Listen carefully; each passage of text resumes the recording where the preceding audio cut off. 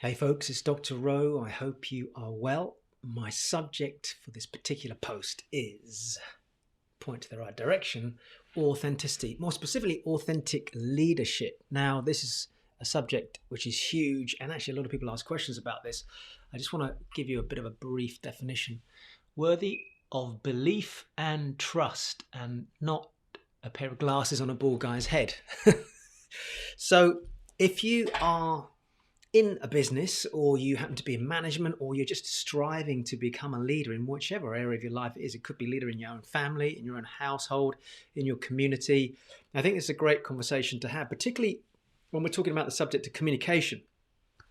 So I think the key message I want to get across here for those of you that are wanting to improve your communication skills, interestingly enough, in my CWI system, actually, let me just pull up the diagram if you've never seen it before, but I have this 38 component system right across there, which you probably can't see, is authenticity, which is really interesting because the color here is green and it's orange on there. How is that even possible? I need to look into why that is orange. Bizarre. Let me just try something. There you go. Look, technology. Is that the reflection that's making the orange? No. Ooh. Anyway, authenticity. So when I'm teaching people communication and the overall system, one of the key things is when you're communicating with the other person is to maintain true north, that genuine sense of authenticity. So let's talk about authentic leadership and examples. So for me, it's about people that communicate in such a way that when they are talking, you have a really strong sense that they're on point, what they're saying they believe in, what they're saying they practice, that you get a sense that it's something that's in their gut rather than in their head.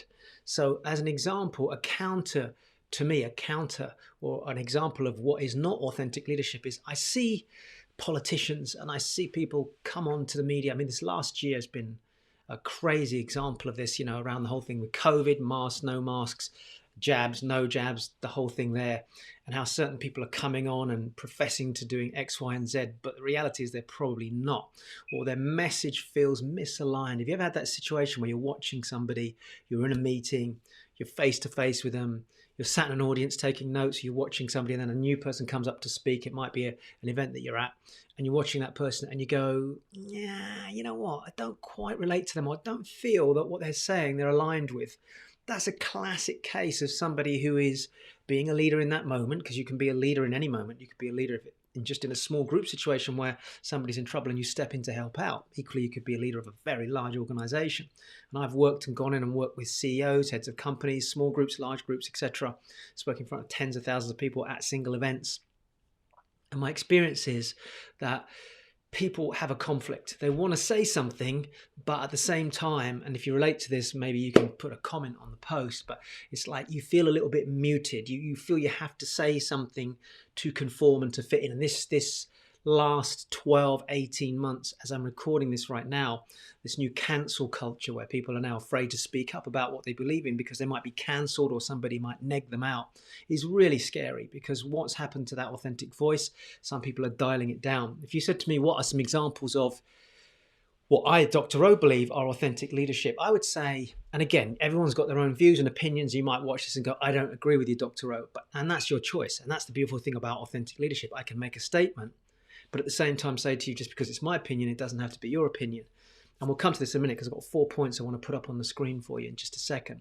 So let's pick somebody. Let's talk about podcasts. So most of you know that we have the Cicado Show. I have some amazing people come onto that. Dr. Rob Verkerk, for example. Dr. Rob Verkerk and Melanie Aldrich. They specifically run an organization, a non-for-profit organization called Alliance of Natural Health, A&H, and they do some incredible work around the field of health, vitality, looking after yourself. They write technical papers. They go up and represent government and organizations. I mean, we're talking about global influence here. In fact, Rob's influence and has some input into government practice around health, and had to sometimes go up head to head with pretty big organizations. If you meet him, he is no different to when you see him out speaking, when you see him on social media, or when I've interviewed him. He practices what he preaches. His message is about core looking after who you are, emotionally, but also biologically. What you put in your mouth is a direct input on what comes output of what comes out of your body. And he practices that. Same thing with Mel. She's exactly the same. So when you're around them, you get this really strong sense of, oh my God, this is what they do. I went and had lunch and was filmed in August with them this year. And we all sat around a table. And it just felt like I was completely aligned with everybody there. It's that total alignment. In the comedy world, someone like Dave Chappelle, some of you may be familiar with Dave Chappelle. Now, you may or may not like his humor, but he has stood by a set of values. And a lot of comedians and people in the industry, the entertainment industry, look and they're just, this is a guy that walked away from a $50 million opportunity when he had the Chappelle show, where they were going to pay him this money to run the show, but modify it, compromise his core values, try and make it a little bit more appealing to the general public. But that meant taking out some of the language, some of the type of things that he did on the Chappelle show involved talking about different races, different colors. He's a black guy and from America, and he's doing all this amazing humor. If you watch him, he's really very, very clever. And as he's got older, his communication is impeccable. I mean, I see it as just a very crafted, beautifully thought out, intelligent way of bringing comedy to the show. And I've been to see him, and if you watch, he is authentic all the way through. And in fact, if you see interviews with other comedians, they're like, he is the real deal. He does not compromise himself. He won't give himself up to big bucks, big profile. And that's led to him in some ways being challenged. I mean, Netflix have defended him just recently because of something that he said about a specific community. But if you listen to his message, actually what he's saying and what he's been interpreted to be saying are two different things. So choosing that message is really important. We'll come back to that. Podcast, going back to podcast, sorry, I got distracted as well because I was talking about our podcast, but actually the Joe Rogan Experience. Love it. Incredible. I mean, it's been running for a long time, probably arguably the most successful podcast in history, and they're currently around. And yet, even for him, he's been challenged recently because he's having conversations about things like vaccination, should you or shouldn't you, but he's bringing people on to have intelligent, sensible, authentic conversations. And if you listen to the interviews, the message is genuinely coming from a core wanting to learn, wanting to believe, but leading audiences by saying, let's be open to different things, but let's also ask intelligent questions of what we're doing with our lives and the choices that we're making. You could go and look at people like Mahatma Gandhi, who practiced what, he went through that whole process of, some could argue that it didn't do his health a lot of good.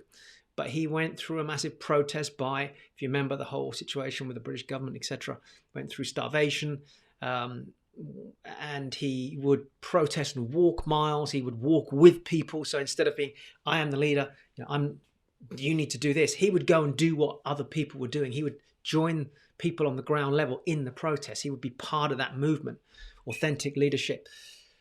Angelina Jolie, in the world of celebrity status, is somebody that has used her celebrity status to go out and bring I believe, a leadership message, gone out to countries, been part of that movement to help with various things to do with starvation and landmines and various other things around the world. Incredible influence. But through her using her status to have leadership and being authentic about that. So what does this boil down to? And you might be thinking, oh man, this is quite a big picture Dr. Rose painting here. Let me just show you. This is what I believe it's all about. Any communication you do, and I want you to really think about this. If you're working for a company and you're trying to talk about what you do in front of people, there's a challenge, because if you don't believe in the thing that you're talking about, maybe you've got an issue with the company you're working for. Maybe you've got an issue with a product that you're offering and you're not completely aligned with it. If your core values of who you are as a person are not aligned with what you're saying, with the message that you're sharing, and how you're showing up as a leader, then people will go, yeah, you know what? You say that, but you don't really seem to live that way. So that's the first point of contact for me when it comes down to true, authentic leadership. Is, are you actually living the core values of what your message is and what you're trying to encourage other people to do or to get involved with? Second one is, what's the message you're saying? Is what you're saying in alignment with other people's values, your values, and the bigger picture of what you're trying to achieve? Because you might be saying things that are hypocritical to the overall objective.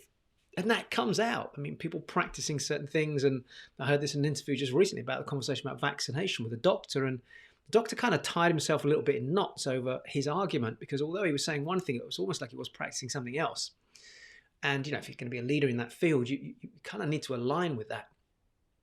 So I think it's really important to make sure that what you're saying, the words you use, are aligned with the values that you have. If you value health, then you're going to practice and you're going to share the message of health.